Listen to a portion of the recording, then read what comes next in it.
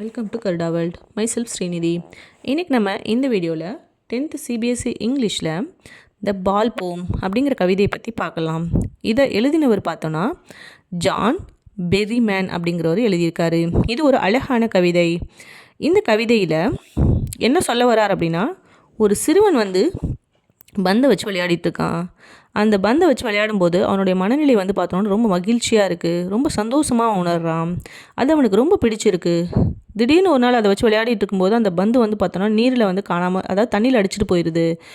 அந்த வலியை அவனால் தாங்கிக்கவே முடியல. அந்த வலியை ஏற்றுக்கூடிய மனநிலையில் அவன் இல்லை. ரொம்ப அழுகுறான், ரொம்பவே துக்கப்படுறான். திடீர்னு என்ன பண்ணுறான் அப்படின்னா, அதனுடைய தாக்கம் அவனை ரொம்ப பாதிப்படைய வைக்குது. அதாவது இந்த பந்து அந்த சிறுவனுக்கு ஒரு மகிழ்ச்சிக்குரிய ஒரு சின்னமாக இருந்துச்சு. அதனுடைய நினைவுகள் அவனுக்கு சந்தோஷத்தை கொடுத்துச்சு. அதே பந்து காணாமல் போயிடுச்சு. அதனால் அவன் என்ன செய்கிறான் அப்படின்னா, ரொம்ப மன உளைச்சலுக்கு ஆளாகிறான். தன்னைத்தானே என்ன செய்கிறான், ரொம்ப வலியாக உணர வைக்கிறான் மனதளவில். அதாவது ஒரு விஷயம் மனிதனுக்கு எது சந்தோஷத்தை கொடுத்ததோ அதுவே துக்கத்தையும் கொடுக்குது. இறைவனுடைய விதிப்படி பார்த்தோம் அப்படின்னா, இறைவன் என்ன செய்கிறான், இன்பத்தையும் துன்பத்தையும் மனிதன் சமமாக பார்க்கணும் அப்படின்னு சொல்லி எழுதியிருக்கான். ஒரு மனிதனுக்கு சந்தோஷம் வந்துச்சுன்னா அவர் எவ்வளோ சந்தோஷமாக இருப்பான். அதே நேரத்தில் இழப்பு வந்தாலும் அதுவும் தவிர்க்க முடியாதது தான். அதையும் அவன் என்ன செய்யணும், கடந்து போகணும்.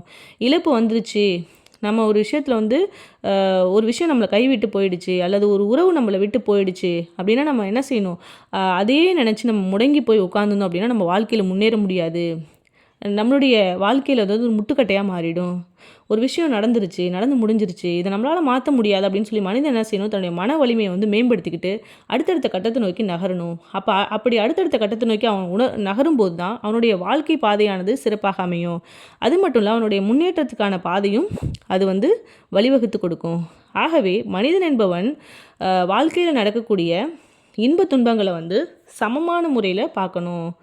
இன்பமும் எப்படி தவிர்க்க முடியாததோ அதே மாதிரி துன்பமும் மனிதனுக்கு தவிர்க்க முடியாது தான். இழப்புகள் என்பது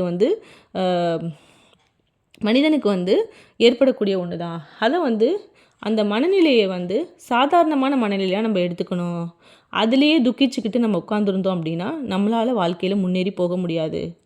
அந்த தீமை தான் இது அழகான முறையில் இந்த ஆத்தர் இந்த கவிதையின் மூலயமா மக்களுக்கு உணர்த்துறாரு. தேங்க்யூ.